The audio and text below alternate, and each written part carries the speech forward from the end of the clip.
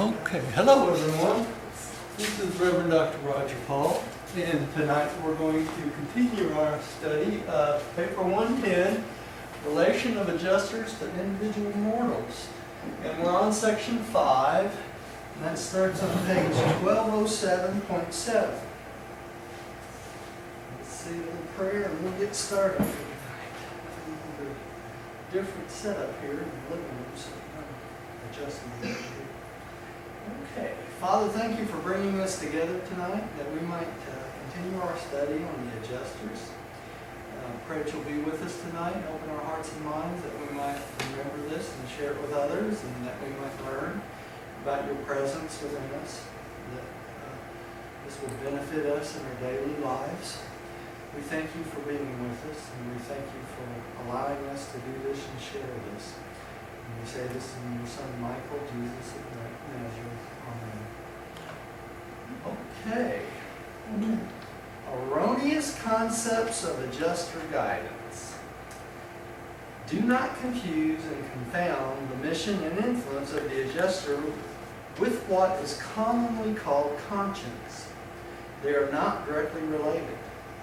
Conscience is a human and purely psychic reaction. It is not to be despised, but it is hardly the voice of God to the soul, which indeed the adjusters would be if such a voice could be heard. Conscience rightly admonishes you to do right, but the adjuster, in addition, endeavors to tell you what truly is right. That is when and as you are able to perceive the monitor's leading. So, when your conscience tells you something you shouldn't be doing something, that's your moral base going back to center, in essence. But it's not God talking to you, right? It's not the Father telling you you shouldn't be doing that. Okay, and that's about as plain as you can put it, I think. All right. Good. Millie, would you take the next one, please?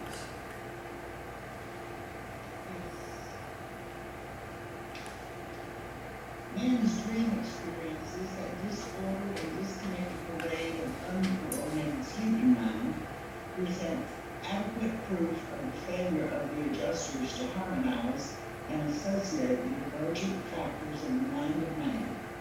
The adjusters simply cannot, in a single lifetime, arbitrarily coordinate and synchronize two such unlike and diverse types of thinking as the human and the divine. When they do, as they sometimes have, such souls are translated directly to dimension worlds without the necessity of passing through the experience of death. Okay, so the adjuster can't communicate directly with the mind, and if it can get to that point where it can, then you're translated. You have no reason to die. You're ready for your fusion, right? So normally your dream experiences has nothing whatsoever to do with the adjuster talking to you, okay? So don't wake up one morning and say, God told me to do this in a dream, because that's probably your own mind telling you such things. And so that's just the way it is. All right. Rodney, would you take the next one, please? Yes, and I guess you end up becoming a perfect being, human being, to use with your adjuster. That's right. If you fuse with your adjuster, there's no reason for you to go on this planet. So if you fuse and you do start that intercommunication with the thought adjuster, then you're translated and you're no longer here, right? Your experience here is over. Mention words. Okay, during the stillness season, the adjuster attempts to achieve only that which the will of the adult personality has previously fully approved by the decisions and choosings which were made during times of growing, wakeful consciousness, and which have thereby become lodged in the realms of the super mind. The liaison remaining of human and divine interrelationship So for the adjuster to make a change within your personality, it has to be something that you've already thought and conceived of and fully approved or made choices about before this even happens. So the human will is basically in charge. So if you have not willed that to be, it won't happen even in your sleep, right? The adjuster works mostly on creating transcripts of your spiritual life for you in the next life, right? All right. Diane.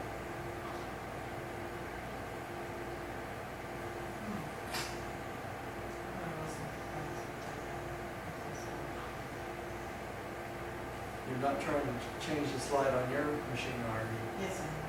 Okay. Try Should to I change move it it. over here? Well, there's a mouse there. I know the mouse is not working. So I'm- That is not for your machine, dear. It's for this machine. Is that over here? No, it's right there. I put it over there so you can reach it easily. That mouse is for this machine. That's how you change the slide. I was doing it, that wasn't working. Okay, let me see.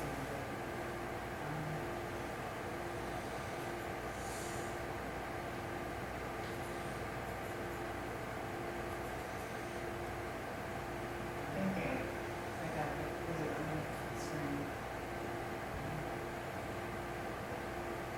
The mouse is actually not improved. That you can't change the full machine. He was doing that before this. The full screen on this computer.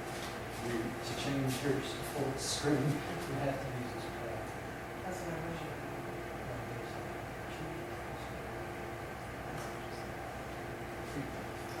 But this mouse controls. Now, over there? Yeah.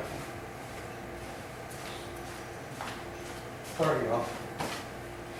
While the mortals are asleep, the adjusters try to register the creations in the higher levels of the material mind. And some of your grotesque dreams indicate their failure to make efficient contact.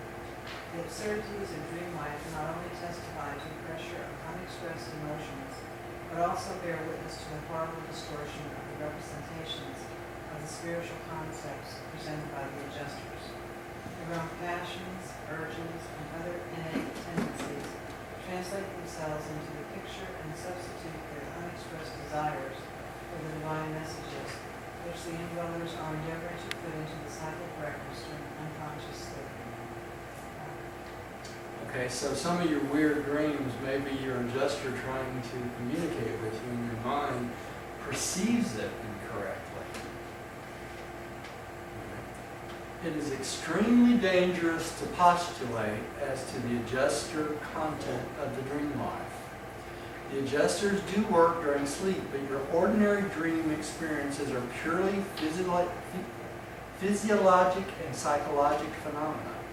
Likewise, it is hazardous to attempt the differentiation of the adjuster's concept registry from the more or less continuous and conscious reception of the dictations of the mortal conscience.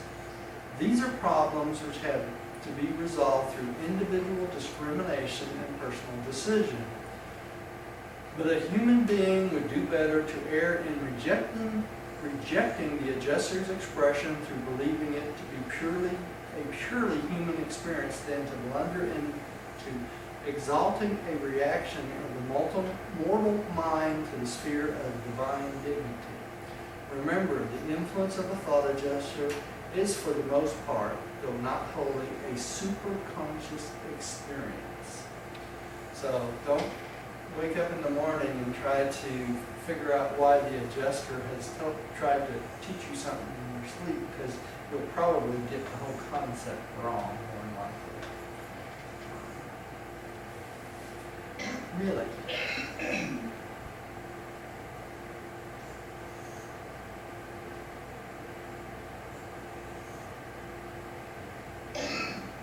Excuse me, I have a follow-up though. It's all right.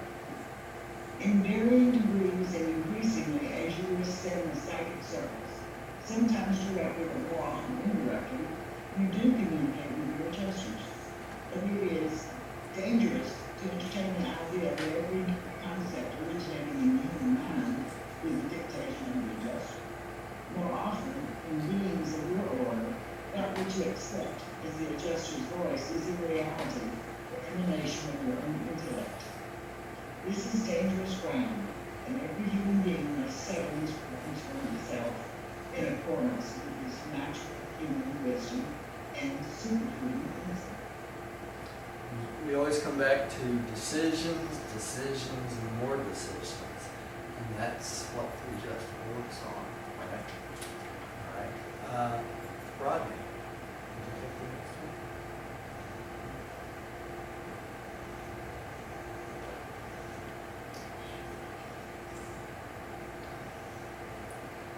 He's Sweetie, waiting for Donna. I'm Yeah. sorry. if you look at this It's okay. computer over here, when you're moving that mouse, there's a time delay from this computer There to it is. yours. Okay. Yeah, This so, is completely different than what it's done. yeah, you're better off just watching the mouse on this computer over here.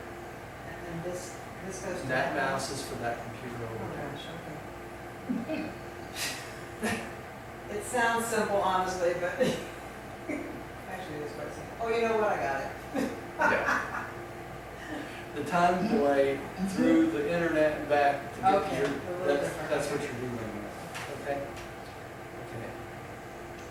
Okay. Okay, the adjuster of the human being, through whom this communication is being made, enjoys such a wide scope of activity, chiefly because of this human's almost complete indifference to any outward manifestations of the adjuster's inner presence. It is indeed fortunate that he remains consciously quiet, unconcerned about the entire procedure.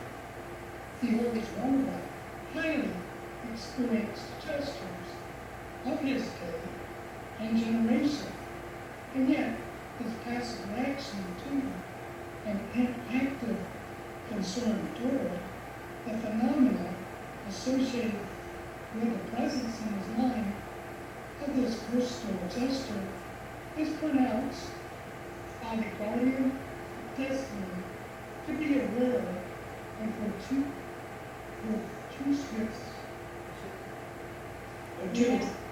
Fortuitous. fortuitous reaction.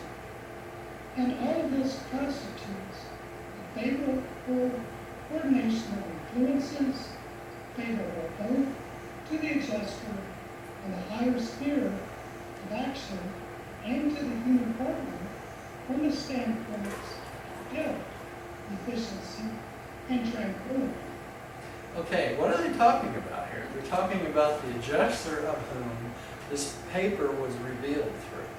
Okay, so this is why this paragraph is very important to us. They're speaking of the individual's adjuster who revealed all these papers to us.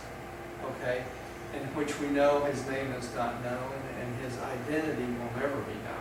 There's a lot of people speculated down through the years who he was or who she was, and et cetera, et cetera, et cetera. But the agreement between the contact personalities and this adjuster was that it would never be revealed who this adjuster was or the being who this adjuster was we used from. So it's a waste of time to even try to figure it out. But the benefit to us is all these papers and all this wonderful revelation that came from it, right? So the key is having the highly experienced adjuster. That's right. And this is one of the few paragraphs they mention That's true. where this information came from. Very few paragraphs. So, and it's only appropriate that it was revealed here in this paper because they're talking about the adjuster, which is the father fragment that's talking to us, right? Okay. All right. Let's go on. Number 6, 7 psychic circles. The sum total of personality realization on the material world is contained within the successive conquest of the 7 psychic circles of mortal potentiality.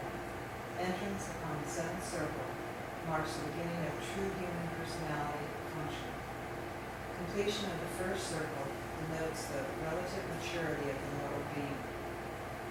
Though the traversal of the 7 circles of cosmic growth does not equal fusion with the adjuster. The mastery of these circles marks the attainment of those steps which are preliminary to adjuster fusion. Okay, this is confusing to a lot of people, and I've talked about this with many people over the years.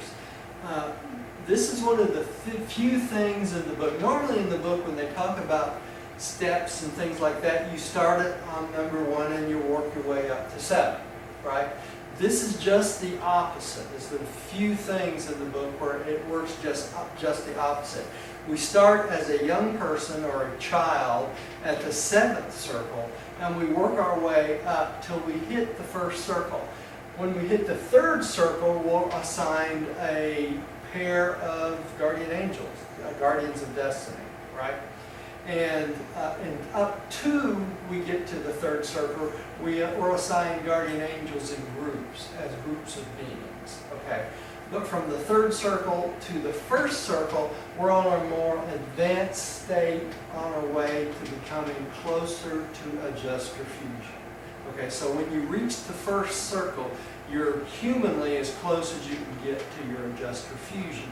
Doesn't equal adjuster fusion, it just means that it's easier for you to communicate with your adjuster. Okay? So it starts at 7 and you work your way up to 1, which is just opposite what most of the stuff in the book talks about. All right. The adjuster is your equal partner in the attainment of the 7 circles, the achievement of comparative mortal maturity. The adjuster ascends the circles with you from the 7th to the 1st, but progresses to the status of supremacy and self-activity quite independent of the active cooperation of the mortal mind. So your mortal mind has nothing to do with the cooperation of this. This happens naturally. Okay? All right. Millie. The psychic circles are not exclusively intellectual. Neither are they wholly neurological. They have to do with personality, status, mind attainment, soul growth, and adjuster attainment. The successful traversal of these levels demands the harmonious functioning of the entire personality, not merely of some one phase thereof. The growth of the parts does not equal the true maturation of the whole. The parts really grow in proportion to the expansion of the entire self, the whole self, material, intellectual, and spiritual. Okay, so they tell us 4 different things that make up this traversal through the 7 psychic circles. And they have to do with your own individual personality, your own mind attainment over time, the growth of your mind, your soul growth, which entails not only your mind status and your personality status, but it's the mixture of the both. And the adjuster attunement, how closely you're attuned to your adjuster. And these things together help you climb through the psychic circles. Okay. Rodney.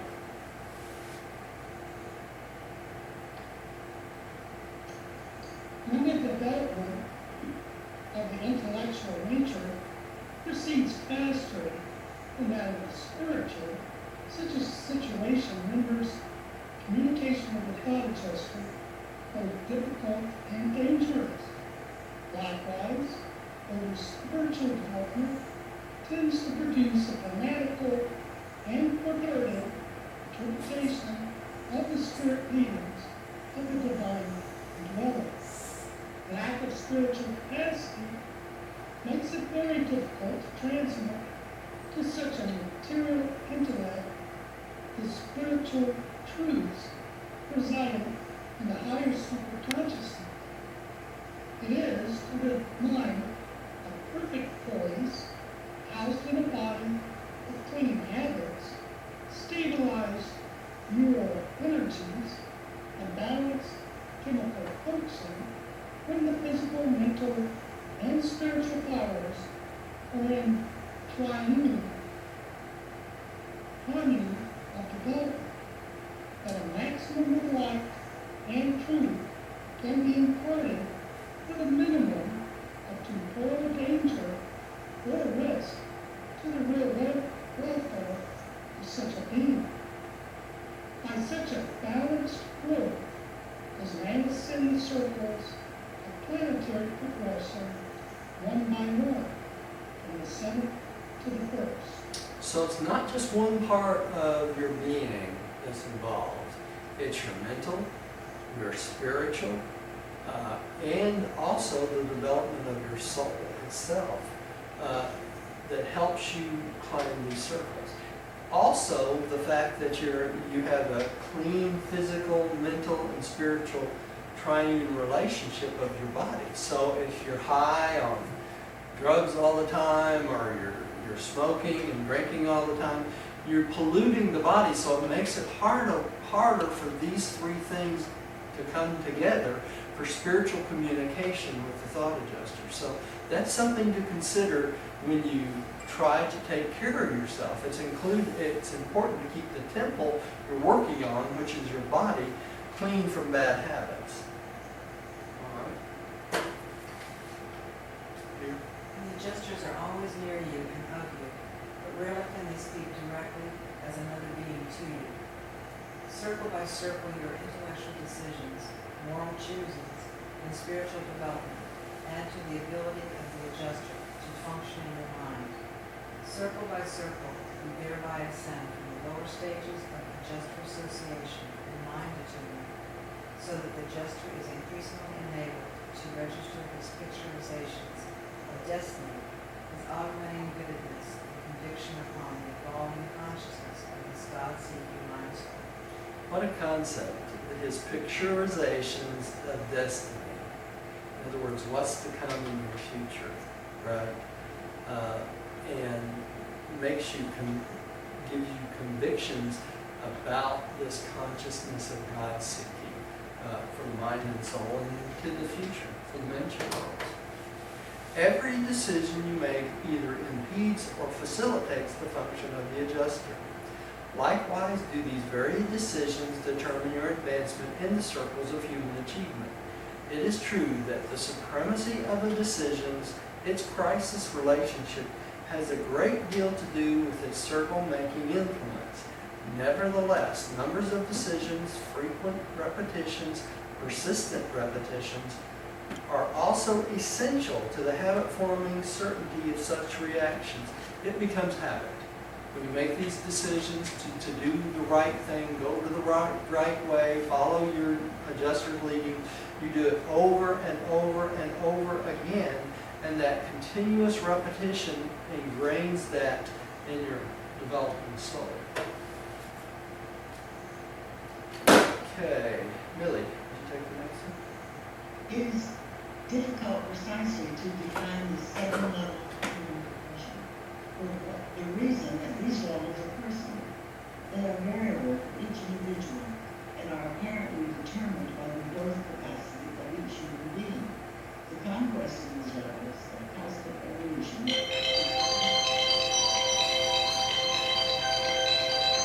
that mine? Just hit the button and I'll check it later. What are we doing right now? the conquest of these levels of cosmic evolution is reflected in 3 ways. Okay. Rodney, will you read the 3 ways, please? Yes. Number 1, adjuster attunement. The spiritualizing mind knows the adjuster presence proportional to circle attainment. 2, soul evolution. The movement of the molecule fully indicates the extent and depth of circle mastery. And 3, personality reality. The degree of self-love reality is directly determined by circle tone quest. Persons become more real as they ascend and the seventh to the first level of moral existence. It's interesting they say here that persons become more real as we ascend closer and closer to the first circle, So right? that would be basically more authentic. More authentic, yeah, and life, instead of, they talk about life is just a dream. Well, in many ways it is. We're going through experiences that seem like a dream when we get to the dimension world. But it becomes more real over time as our soul becomes more educated and becomes higher and higher on the circle evolution, right? And that's our soul evolution also, right? So we have the adjuster attunement, the soul evolution, and the personality reality. It becomes more real to us, right? Which is really interesting. Right here.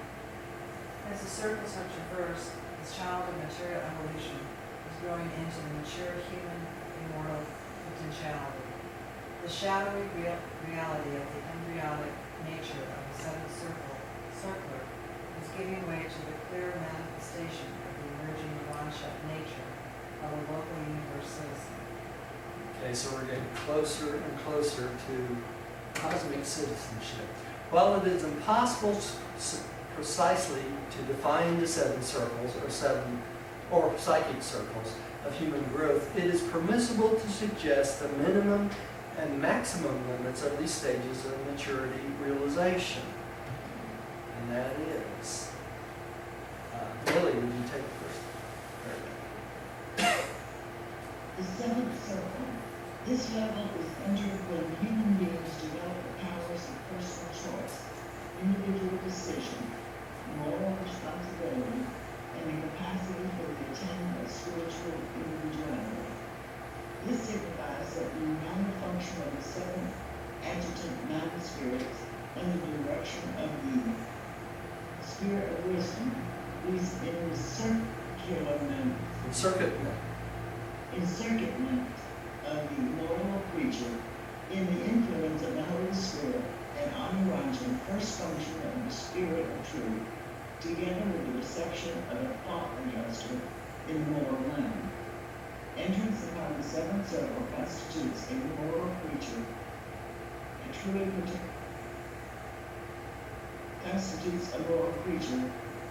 potential citizen of the local universe. Okay, so notice that the seventh adjutant mind spirit, the spirit of wisdom. Okay, remember the last two, worship and wisdom, that what makes us human. When that starts functioning, and the influence is starting to be felt by the Holy Spirit, which we know comes from the local universe mother spirit, and the spirit of truth, which we know comes from whom? The Creator Son through the Infinite Son, right? And that constitutes us in actually entering upon the potential citizenship of a local universe, because we have these influences that are influencing us and starting to take shape in our own personality and our soul. Okay, so these influences make a big difference, especially on a planet like Urantia. Okay, Rodney, would you? Sure. Yeah. You don't necessarily enter the seventh circle just because you've received an adjuster. No, no, sir. That's right. You don't necessarily enter the seventh circle by getting your adjuster. Your adjuster comes with your first moral decision, right? And that will happen regardless of where you are on this plan of the psychic circles. That will probably come after, though, the adjuster comes, because the adjuster makes the work of the Holy Spirit and the Spirit of Truth much more functioning in a human soul. Okay? So the adjuster kind of prepares the way for the Holy Spirit and the Spirit of Truth so that they all three can work in unison. Make sense? Yes, it does. Okay. Would you take the next one around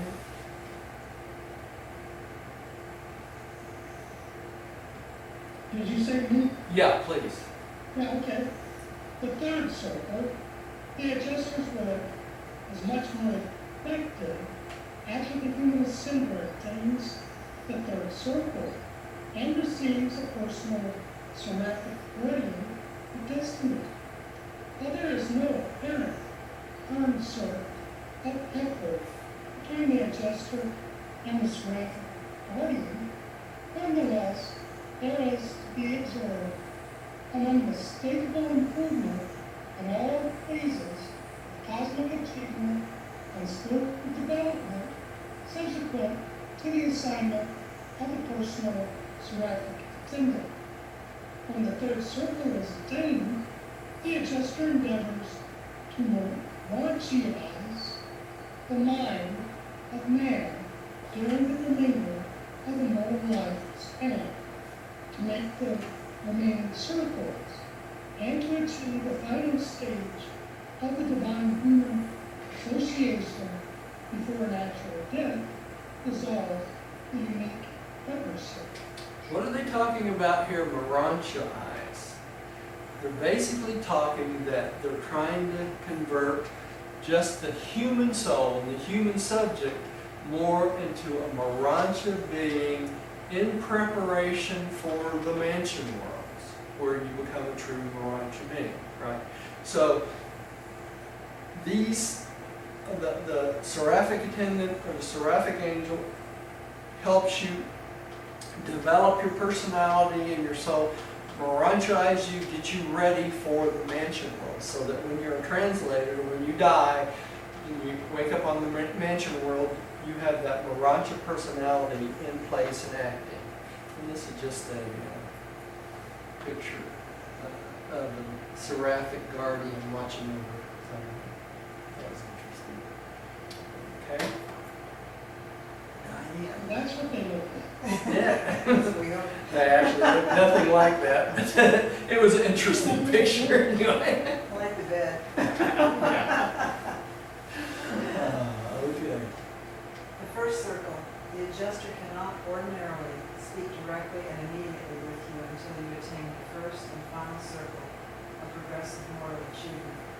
This level represents the highest possible realization of mind-adjusted relationship in the human experience, prior to the liberation of the evolving Urantia soul from the Habiliments. habiliments of the material body. Concerning mind, emotions, and cosmic insight, this achievement of the first cyclic circle is the nearest possible approach of material mind and spirit, adjuster and human experience. And there's many people that reach this first circle in this lifetime and they still don't translate, right? They still wait for death and wake up on the mansion worlds. But this first circle makes it easier for the adjuster to communicate with you, right? Perhaps these psychic circles of mortal progression would be better denominated cosmic levels, actual meaning grasped and value realizations of the progressive approach to the Urantia consciousness, of the initial relationship of the evolutionary soul with the emerging supreme being. It is this very relationship that makes it forever impossible fully to explain the significance of the cosmic circles to the material mind. These circle attainments are only relatively related to God consciousness. A seventh or sixth circle can be almost as truly God-knowing, sonship conscious as a first or first circle. But the lower circle beings are far less conscious of experiential relation to the Supreme Being. Universe citizenship. The attainment of these cosmic circles will become a part of the ascender's experience on the mansion worlds if they fail of such achievement before natural death. So the circles or the cosmic levels are more aware of our experiential relationship with the Supreme Being and how important it is for our experiences to be recorded within the Supreme Being for the progression of the universe. And as we realize that more and more, we become more and more close to the Urantia state. All right. Millie, would you take the next one, please? Yes. The motivation of faith makes experiential the full realization of man's sonship with God, but action, completion of decisions, is essential to the evolutionary attainment of consciousness of progressive kinship with the cosmic actuality of the supreme being. Faith transmutes potentials to actuals in the spiritual world, but potentials become actuals in the finite realms of the supreme only by and through the realization of choice experience. But choosing to do the will of God joins spiritual faith to material decisions in personality action, and thus becomes a divine and spiritual fulcrum of the more effective function of the human and material leverage of God only. Such a wise coordination of material and spiritual forces greatly augments both cosmic realization of the supreme and Urantia comprehension of the paradise deities. Okay, this connection with the Supreme, our experience. Think of this. Jesus taught us that God is our Father, the fatherhood of God and the brotherhood of man, right? The fatherhood of God depend on faith. Notice here in this paragraph it talks about faith transmutes potentials to actuals. What are they talking about in the spirit world? Through faith we become conscious of God as our Father, but also through faith we also at the same time become more conscious of all beings in the universe as our brothers. Okay? And that same faith that makes that realization of the fatherhood of God and the brotherhood of man urges us on to take action, which is our experiences, which goes to the Supreme.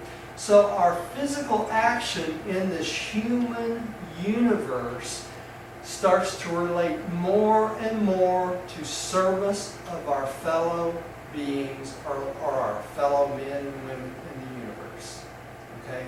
So the fatherhood of God and the brotherhood of man are inseparable.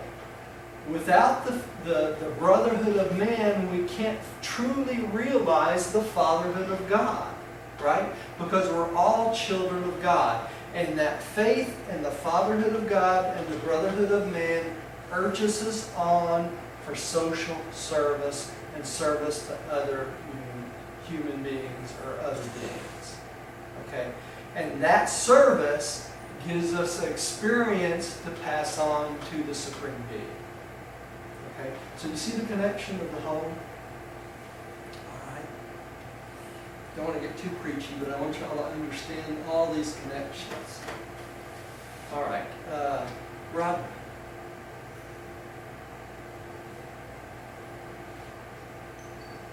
Okay, the mastery of the cosmic circles is related to the quantitative growth of the monarch's soul, the comprehension of supreme meanings. But the qualitative status of this immortal soul is wholly dependent on the grasp of living faith upon the paradise potential fact following that mortal man is the son of the eternal God.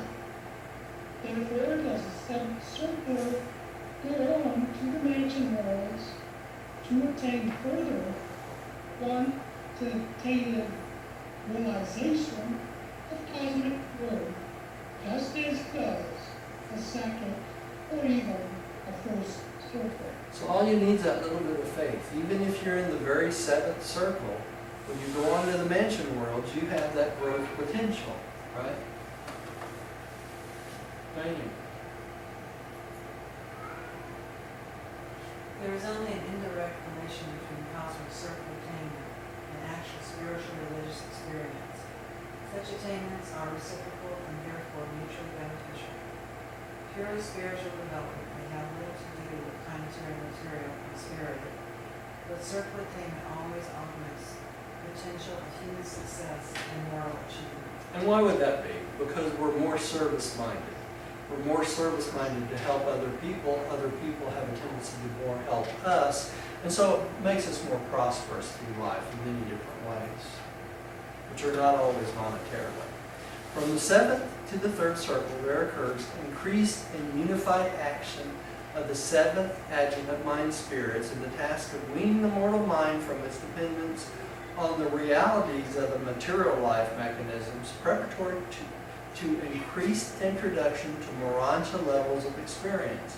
From the third circle onward to the adjutant influence progressively diminishes.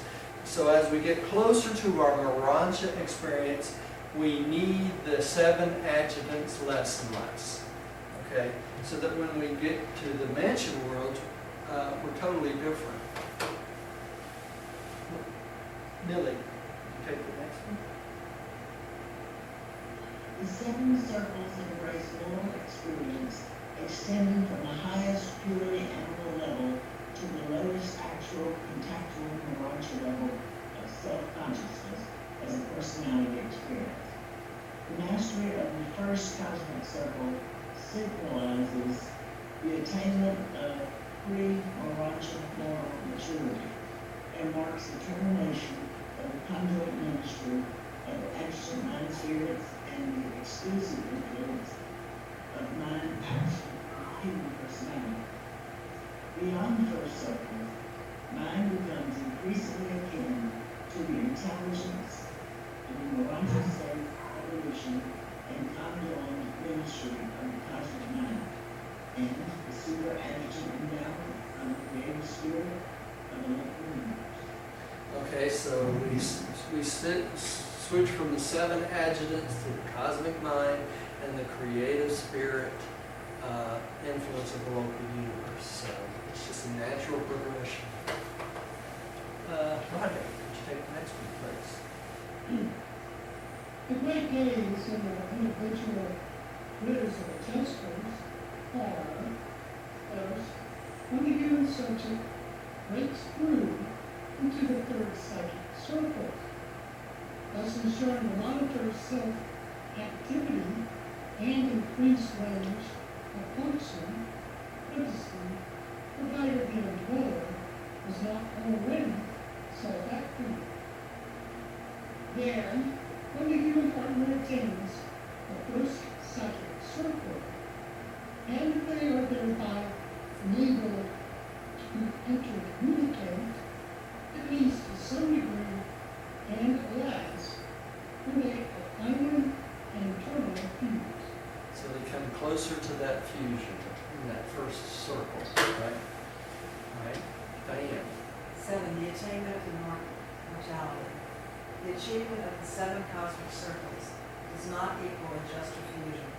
There are many mortals living on Urantia who have attained their circles, but fusion depends on yet other greater and more sublime spiritual achievements, upon the attainment of the final and complete attunement of the mortal will with the will of God, as it is resident in the thought adjuster. So just because you have attained your 7 circles doesn't mean that you're going to fuse immediately, right? All right, when a human being has completed the circles of cosmic achievement, and further, when the final choosing of the mortal will permits the adjuster to complete the association of human identity with the Urantia soul during evolutionary and physical life, then do such consummated liaisons of soul and adjuster go on independently to the mansion worlds. And there is issued the mandate from Uversa, which provides for the immediate fusion of the adjuster and the Urantia soul. This fusion during physical life instantly consumes the material body. The human beings who might witness such a spectacle would only observe the translating mortal disappear in chariots of fire. Okay, so when you reach that point where you're ready to fuse with your adjuster, and if it's in this life, then the human body is consumed in an instant, and you will disappear in a chariot of fire, and basically in light. Right? Should I warn my neighbors? Well, actually, Millie, that's a good question, because It's told to us in another part of the book that when mortals are preparing to fuse, that they are told or warned by the adjuster so that they can be in a place that will not harm another being. And later on this planet, they will build places where people can go to fuse with their adjusters, that your family can come and watch the spectacle of you being fused with your adjuster. So you were forewarned that this is going to happen. Yes. So, Roger, I've got a couple of questions. Yeah, go right ahead, Rob. I guess it's impossible to fuse with your adjuster and stay on this planet. That's correct. That's so correct. That's, And then I guess it's just fitting because if you did fuse with your adjuster, you would immediately have to go to the magic world, I guess. yeah, because you would be, Morantia form would be prepared for you at that point, right? Because you would be no longer a human, you'd be a Morantia being, right? So, I guess it's just that they don't want your body just falling down like a piece of garbage. That's right. You take care of it. Yeah, they take care of it. That's why it's consumed in fire. It disappears, right? So, be an automatic cremation, right? At least, okay, that's good. Yeah. Yeah, you wouldn't have to arrange your cremation because your body would be gone, right? So, works for me. It'd be fine with me. Yeah, it's great. Yeah. All right, let's go on. I think, Rodney? Did we skip something? Which one are we on? Most adjusters? Okay. Exactly. I think Rodney is Rob, Okay. you have a question. So we're good on this one? Yeah. Most adjusters who have translated their subjects from Urantia are highly experienced and of record as previous indwellers of numerous waters from the other spheres. Remember, adjusters gain valuable indwelling experience on planets of the known world. It does not follow that adjusters only gain experience or advanced work in those lower subjects who fail to survive. So there's many adjusters that are loaned to beings on other planets that are not capable of adjuster fusion. So those adjusters go on as experienced adjusters as we know, and that's what they're talking about here. Okay, it's not just those who fail to survive. Diane? Subsequent to mortal fusion, the adjusters share your destiny and experience. They are you. After the fusion of the immortal Urantia soul and the associated adjuster, all of the experience and all of the values of the one eventually become possession of the other, so that the two are actually one entity. In a certain sense, this new being is of the eternal past as well as for the eternal future. All that was once human in the surviving soul and all that is experientially divine in the adjuster now become the actual possession of the new and ever-ascending universe personality. But on each universe level, the adjuster can endow the new creature only with those attributes which are meaningful and of value on that level. An absolute oneness with the divine monitor, a complete exhaustion of the endowment of an adjuster, can only be achieved in eternity, subsequent to the final attainment of the universal Father, the Father of spirits, ever the source of these divine gifts. So all the previous experience of the adjuster becomes property of the human, or the Morantia, and the adjuster both combined. So you have past experience and future experience, which you learn, and the adjuster shares more and more with you as you progress through the super universe till you stand before God the Father and become a finaliter. Okay, and that at that point you have reached divinity, and the two share all the experiences all the way up to the Father, as much as can be experienced, right? Which is interesting because it doesn't stop there. When you become finaliter, we have a career that goes out way past after we meet God the Father. So that's only a new beginning. It doesn't stop. When the evolving soul and the divine adjuster are finally and eternally fused, each gains all the experienceable qualities of the other. This coordinate personality possesses all the experiential memory of survival once held by the ancestral mortal mind, and then resident in the Urantia soul, and in addition thereto, this potential finaliter embraces all the experiential memory of the adjuster throughout the mortal indwellings of all time. But it would require an eternity of the future for the adjuster ever completely to endow the personality partnership with the meanings and values which the divine monitor carries forward from the eternity of the past. So it never stops. It keeps going on and on. Okay. Millie.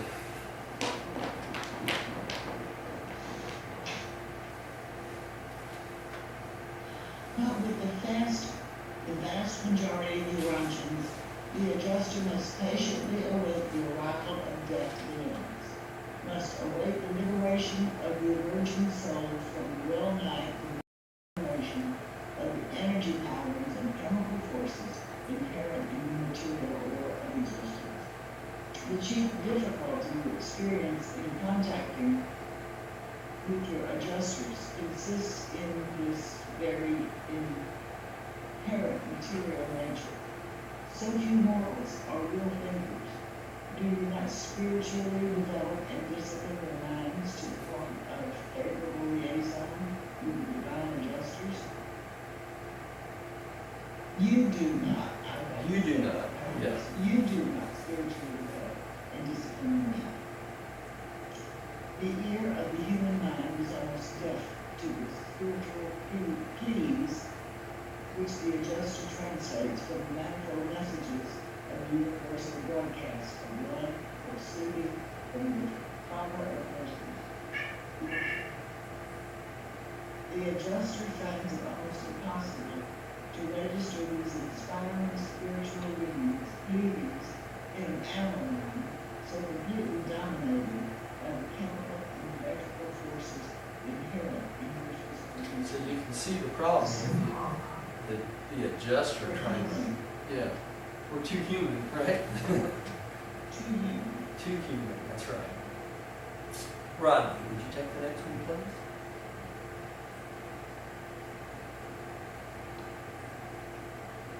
Adjusters rejoice to make contact with the mortal mind.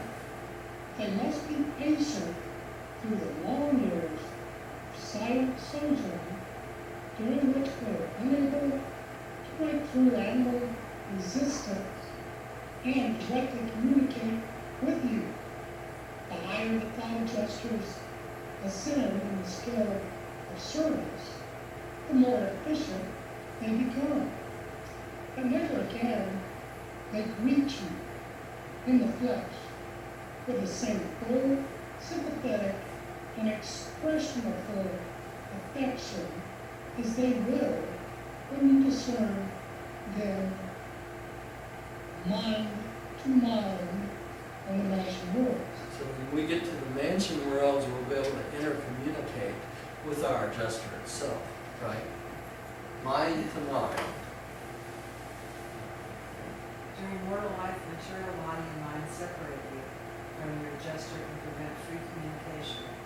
Subsequent to death, after the eternal fusion, you and the adjuster are one. You are not distinguishable as separate beings, and thus there exists no need for communication, as you would understand it. So once you fuse, you don't need to communicate with your adjuster because your adjuster becomes part of you. You don't need to intercommunicate after you fuse because the adjuster becomes part of you. You become part of divinity and the adjuster becomes part of the ascension being. right? Got it. Okay. Right. In other words, when you think something, it comes from the adjuster and you accept that, right? Right. While the voice of the adjuster is ever within you, most of you will hear it seldom during a lifetime. Human beings below the third and second circles of attainment rarely hear the adjuster's direct voice except in moments of supreme desire, in a supreme situation and subsequent upon a supreme decision.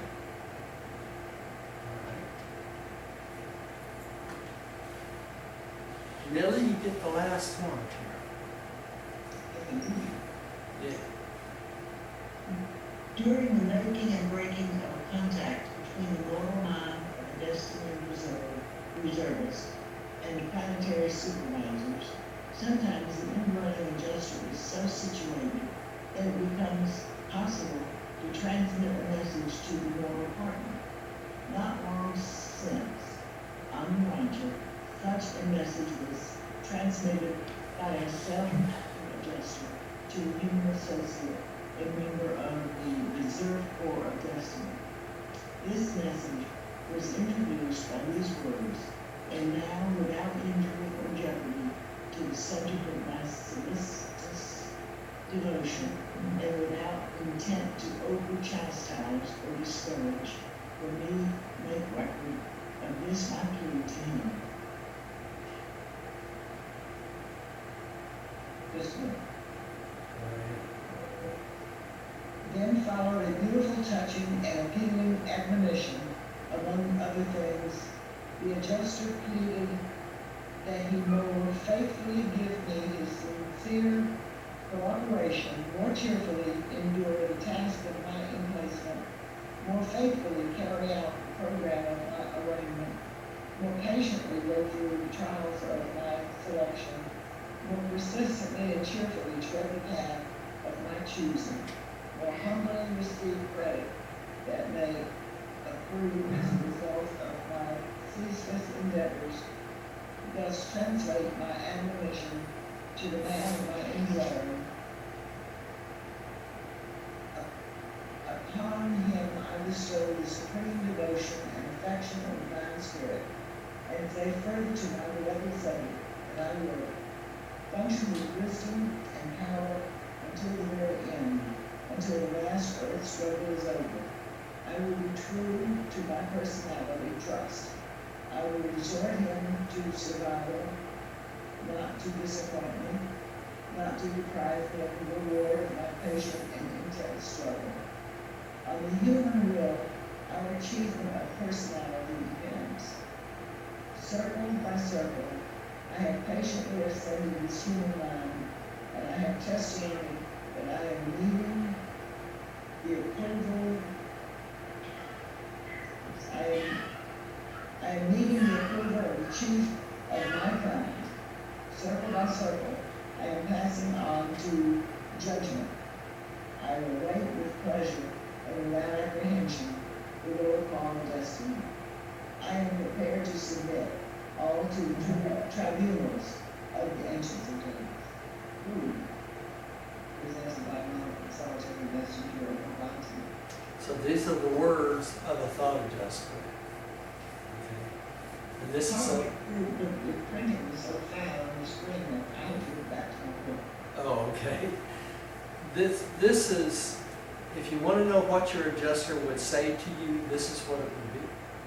Okay, this is a message to everyone, really, from a thought adjuster, that we might know what the will of God is in our life, and that's it. Probably one of the most important paragraphs in the book. We have one more page. And too, I'm not paying attention. I'm sorry? The page for my calendar that I read last week was, mine cannot be held, not because it's noble in nature, but because it's neglected.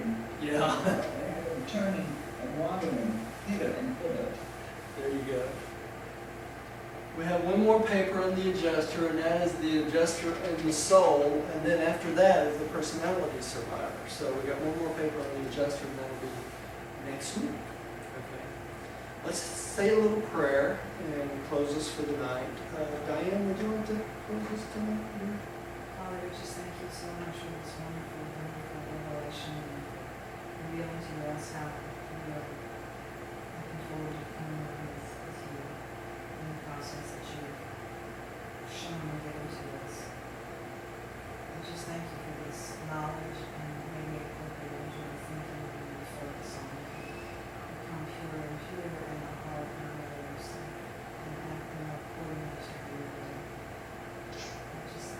I thank you for Roger and for his intelligence and his commitment to teaching this book. And we are grateful to have this opportunity and continue to have this opportunity to grow in love and truth and kindness. In the name of Jesus Christ, my God, we pray and give thanks. Amen. Amen. And thank you for joining us at home. Please come see us again. We'll see you next time.